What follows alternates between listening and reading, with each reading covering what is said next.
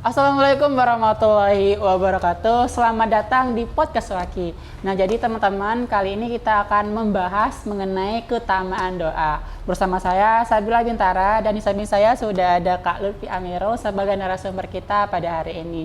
Halo Kak Lutfi, apa kabar Kak Lutfi? Alhamdulillah, kabarnya baik Kak Sabila. Alhamdulillah. Oh ya Kak Lutfi, boleh mungkin Kak Lutfi perkenalan dulu supaya teman-teman di rumah kita tahu siapa nih Kak Lutfi.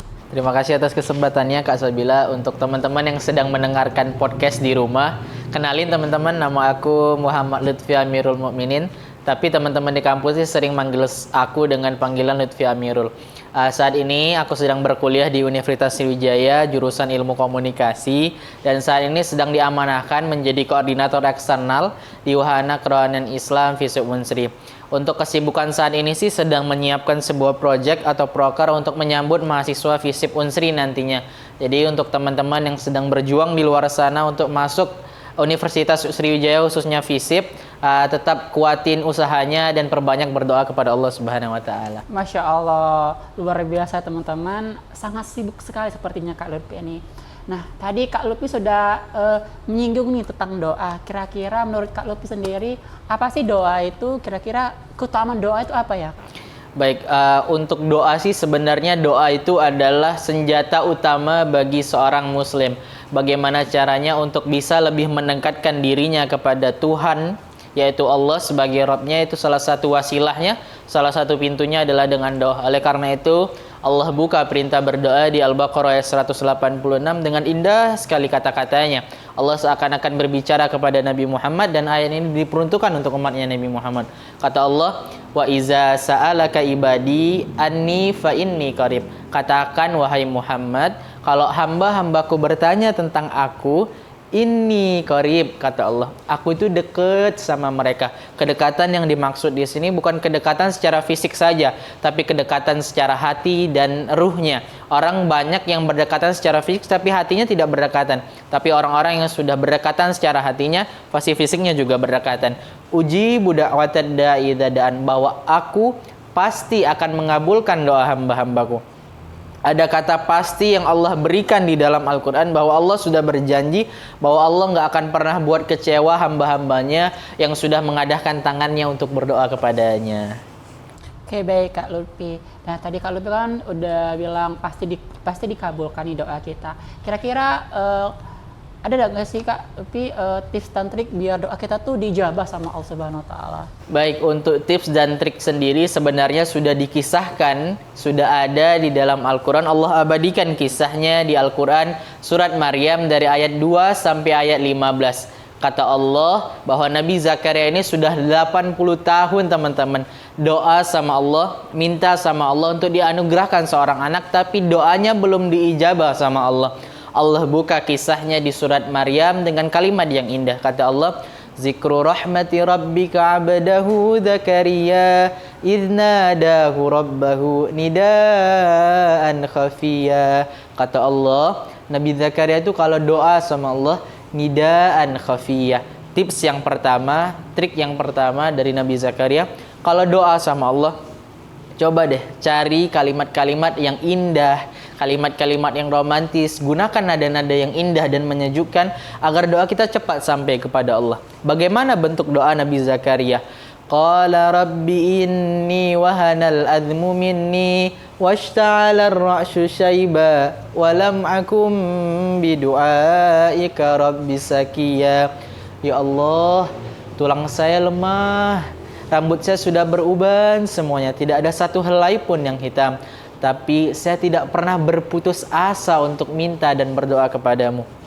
80 tahun teman-teman. Bukan berdoa selama sebulan atau 2 bulan, tapi 80 tahun Nabi Zakaria berdoa, tapi belum Allah kabulkan.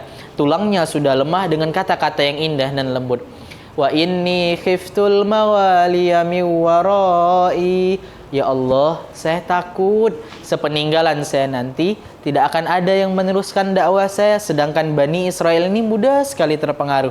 Maka tips selanjutnya, trik selanjutnya dari Nabi Zakaria, kalau doa sama Allah, coba deh cari coba hubungkan dan kaitkan doa kita sama keinginan-keinginan Allah. 80 tahun Nabi Zakaria minta anak untuk urusan duniawi saja. Kalau saat ini minta anak untuk lucu-lucuan, untuk imut-imutan saja, untuk bisa di-share di sosial media.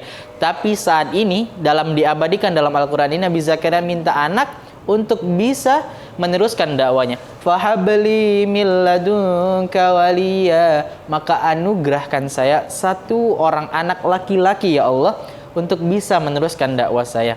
Waj'alhu rabbi radiya, dan anak yang sangat Allah ridhoi. Jadi tips selanjutnya, kalau doa sama Allah, kalau minta sama Allah, mintalah dengan secara spesifik. Jangan pernah remehin Allah lah untuk tidak bisa mengabulkan doa kalian, bahwa Allah pasti bisa mengabulkan doa kalian. Nabi Zakaria nggak minta hanya seorang anak, tapi Nabi Zakaria minta seorang anak laki-laki yang bisa meneruskan dakwah dan anak yang sangat Allah ridhoi. Akhirnya setelah Nabi Zakaria minta kepada Allah dengan kata-kata yang indah, kata-kata yang romantis, dengan nada-nada yang menyejukkan, dengan menghubungkan dan mengkaitkan keinginannya dengan keinginan Allah dengan spesifik, akhirnya Nabi Zakaria dapat kejutan dari Allah. Kejutannya di ayat selanjutnya, Allah panggil Nabi Zakaria, ya Zakaria, inna nubashiruka bigulam. Wahai Zakaria, bergembiralah, kamu akan mendapat anak laki-laki. Nggak sampai di situ kejutan dari Allah. Allah langsung turunin namanya. Ismuhu Yahya, lam naj'al lahu min qablu samia. Namanya Yahya. Allah langsung kasih nama dari langit untuk Nabi Zakaria. Lam naj'al lahu min qablu samia. Nggak ada anak sesoleh dia di muka bumi ini sebelumnya. Jadi pertama kali Allah turunin anak laki-laki di muka bumi saat itu, paling soleh untuk Nabi Zakaria berupa Nabi Yahya. Karena tadi Nabi Zakaria itu minta spesifik sama Allah, Allah kasih juga ciri-ciri yang spesifik. Kata Allah di ayat selanjutnya, wahananan, anaknya lemah lembut, wazakatan, anaknya suci, watakiya, anaknya bertakwa. Nggak hanya 3 itu aja, Allah terusin ayatnya. Wabarram biwalidayhi, wabarram biwalidayhi, anaknya sangat berbakti kepada orang tua.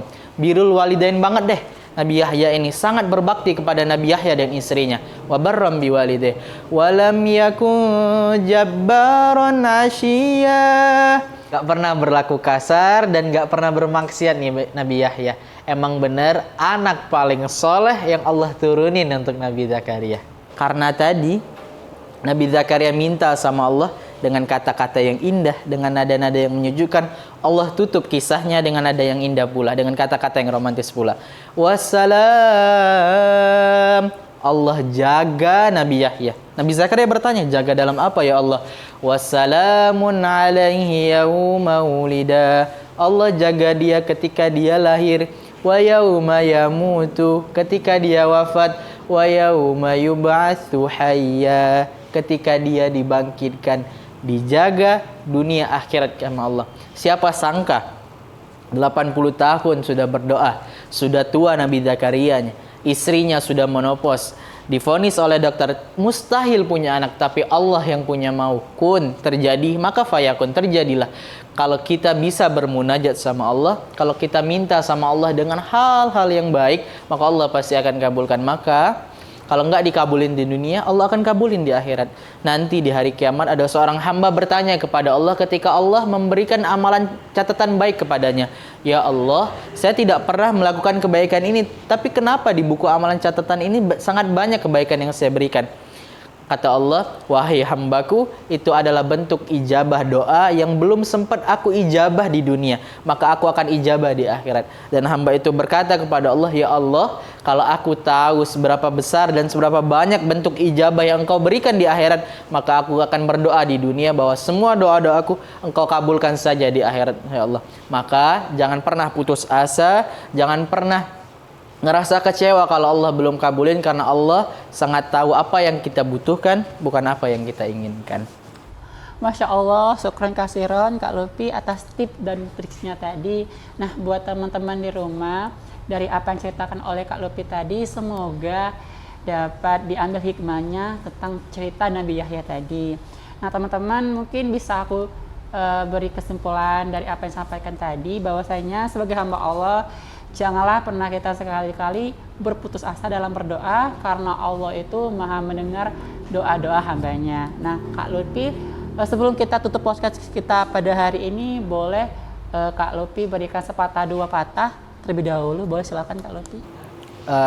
Baik teman-teman, sebagai penutup dari podcast yang kita bisa saksikan hari ini, bahwa ada sebuah kisah yang saya izin kutip dari seorang ulama besar, Abu Yazid Muhammad bin Ali al-Maliki, seorang ulama besar dari Mekah, pengarang beberapa kitab dan cucunya Rasulullah SAW. Dia pernah ditanya oleh seorang muridnya, "Wahai Abu ya, kira-kira bagaimana sih cara biar doa kita tuh bisa cepat sampai kepada Allah?" Lantas Abu ya berkata dan menjawab pertanyaan muridnya, "Wahai muridku, jika doa-doamu hendak diijabah oleh Allah, maka perbanyaklah salawat kepada Rasulullah." Muridnya bertanya, "Wahai Abu ya, apa korelasi dan apa kaitan antara memperbanyak salawat dan doa bisa cepat dikabulkan oleh Allah?" Abu ya menjawab dengan kalimat-kalimat yang indah, "Wahai muridku, kalau misalkan kamu perbanyak salawat kepada Rasulullah, Rasulullah akan kenal sama kamu. Rasulullah akan tahu sama kamu, sesuai dengan perkataannya bahwa setiap salawat yang disampaikan kepadaku dari umat-umatku, bahwa aku mengenali mereka." Dan dahsyatnya, Rasulullah bukan hanya mengenali kita, tapi Rasulullah tahu siapa ayah kita, siapa kakek kita, dan siapa buyut kita, dan siapa keturunan kita. Maka kalau Rasulullah sudah tahu terhadap kita, maka Rasulullah yang langsung akan minta hajat-hajat kita dan doa-doa kita kepada Allah. Kalau Rasulullah yang mengadahkan tangannya ke arah langit kepada Allah, maka mustahil doa kita tidak diijabah oleh Allah Subhanahu wa taala. Maka teman-teman, sebagai penutup, perbanyak yakin sama Allah bahwa doa kita pasti akan didengar oleh Allah, karena Allah itu sami'ud doa. Allah itu maha mendengar doa. Pelajari kisah dari Nabi Zakaria yang telah disampaikan tadi, dan perbanyak salawat kepada Rasulullah sebagai wasilah agar doa kita bisa cepat dikabulkan oleh Allah Subhanahu wa taala. Baiklah, syukron kasiron sekali lagi kepada Kak Lutfi sebagai narasumber kita pada hari ini, dan syukron kasiron kepada para penonton di rumah. Saya selaku pembawa acara pada hari ini mohon maaf apabila ada kata-kata yang salah. Kepada Allah saya mohon maaf. Saya akhiri, wabillahi taufiq wal hidayah, waridho wal inayah. Wassalamualaikum warahmatullahi wabarakatuh.